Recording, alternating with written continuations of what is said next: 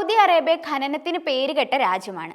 Arabian രാജ്യത്തിന്റെ സമ്പദ് വ്യവസ്ഥ നിലനിൽക്കുന്നത് ക്രൂഡ് ഓയിലിന്റെയും പ്രകൃതിവാതകത്തിനെയും ചുറ്റിപ്പറ്റിയാണ്.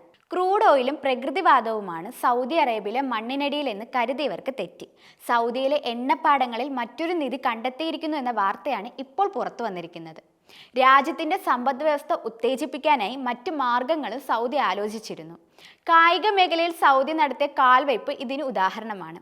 GCC രാജ്യം കേന്ദ്രീകരിച്ചുള്ള വിവിധ ഫുട്ബോൾ ക്ലബ്ബുകളിലാണ് ഫുട്ബോൾ ഇതിഹാസങ്ങളായ ക്രിസ്ത്യാനോ റൊണാൾഡോയും പന്ത് തട്ടുന്നത്.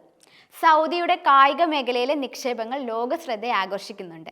2022 ഖത്തർ ഒളിമ്പിക്സിൽ കരുത്തരായ അർജന്റീനയെ ഗ്രൂപ്പ് ഘട്ടത്തിലെ ആദ്യ മത്സരത്തിൽ തോൽപ്പിച്ച് കായിക മേഖലയിലെ രാജ്യത്തിന്റെ കുതിപ്പ് എത്രത്തോളം ഉണ്ടെന്ന് അടയാളപ്പെടുത്തിയിരുന്നു. 2034 ഫിഫ ഫുട്ബോൾ ലോകകപ്പിന് വേദിയാകുന്നതും സൗദി അറേബ്യയാണ്. ലോകകപ്പ് ഒരുക്കങ്ങൾ മുന്നിൽ നിലനിൽക്കുന്നതിനിടെയാണ് രാജ്യത്ത് ഒരു നിധി കണ്ടെത്തിയിരിക്കുന്നത്. ഈ നിധി സൗദിക്ക് അടിച്ച ലോട്ടറി ആണെന്നാണ് സാമ്പത്തിക വിദഗ്ധരുടെ വിലയിരുത്തൽ. സൗദിയിലെ കടൽ തീരത്തിന് സമീപമുള്ള എണ്ണപ്പാടത്ത് വെളുത്ത സ്വർണം കണ്ടെത്തിയിരിക്കുകയാണ്. വെളുത്ത സ്വർണം എന്നറിയപ്പെടുന്നത് ലിഥിയമാണ് എണ്ണപ്പാടത്ത് നിന്ന് കണ്ടെത്തിയിരിക്കുന്നത്. ഭരണകൂടത്തിന്റെ ഉടമസ്ഥതയിലുള്ള പെട്രോളിയം പ്രകൃതിവാതക കമ്പനിയായ സൗദി അരാംകോ അഥവാ അരാംകോ എണ്ണപ്പാടങ്ങളിൽ നിന്ന് ലിഥിയം കുഴിച്ചെടുത്തതായാണ് അന്താരാഷ്ട്ര മാധ്യമങ്ങളുടെ റിപ്പോർട്ട്. സൗദി അറേബ്യയുടെ ഖനന വകുപ്പ് സഹമന്ത്രിയായ ഖാലിദ് ബിൻ സാലിഹ് അൽ മുദേഹിറും രാജ്യത്ത് ലിഥിയത്തിന്റെ സാന്നിധ്യമുള്ളതായി സ്ഥിരീകരിച്ചിട്ടുണ്ട്. എണ്ണപ്പാടങ്ങളിൽ നിന്ന് ലിഥിയം കണ്ടെത്തുകയും പരീക്ഷണാടിസ്ഥാനത്തിൽ കുഴിച്ചെടുത്ത് പരിശോധിക്കുകയും ചെയ്തു. വാണിജ്യാടിസ്ഥാനത്തിൽ രാജ്യത്ത് ഉടൻ ലിഥിയത്തിന്റെ ഖനനം ആരംഭിക്കുമെന്നും മന്ത്രി പറഞ്ഞു. King Abdullah university for science and ടെക്നോളജിക്ക് കീഴിലുള്ള സ്റ്റാർട്ടപ്പ് കമ്പനിയായ ലിഹി ടെക്നിക്കാണ് ഖനന പ്രവർത്തനങ്ങളുടെ നേതൃത്വം നൽകുന്നത്.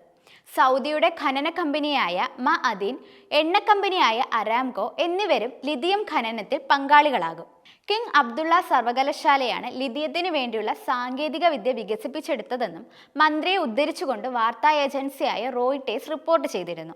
രാജ്യത്തെ മറ്റ് പെട്രോളിയം പ്രകൃതിവാതക കമ്പനികളായ എക്സോൺ മൊബിലും ഓക്സിഡന്റൽ പെട്രോളിയവും ലിഥിയത്തിന്റെ ഖനനത്തിനുള്ള സാധ്യതകൾ പരിശോധിക്കുന്നുണ്ടെന്നും വാർത്താ ഏജൻസി കൂട്ടിച്ചേർത്തു.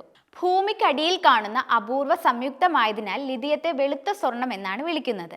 ലോകത്ത് ലഭ്യമായിട്ടുള്ള ഒട്ടുമിക്ക ഇലക്ട്രോണിക് ഉപകരണങ്ങളിലും ലിഥിയവും ഇരുമ്പും ചേർന്നുള്ള ബാറ്ററികളാണ് ഉപയോഗിക്കുന്നത്. ഇലക്ട്രിക് കാറുകൾ, ലാപ്ടോപ്പുകൾ, സ്മാർട്ട് ഫോണുകൾ, ഏജൻസി ലൈറ്റുകൾ, കളിപ്പാട്ടങ്ങൾ തുടങ്ങിയവയിൽ ലിഥിയം ഉപയോഗിക്കാറുണ്ട്. ലിഥിയത്തിന്റെ ബാറ്ററികൾക്ക് ഭാരക്കുറവുണ്ടെന്നതാണ് മറ്റൊരു നേട്ടം. ഇതാണ് സൗദി അറേബ്യയിൽ ഇപ്പോൾ കണ്ടെത്തിയിരിക്കുന്നത്.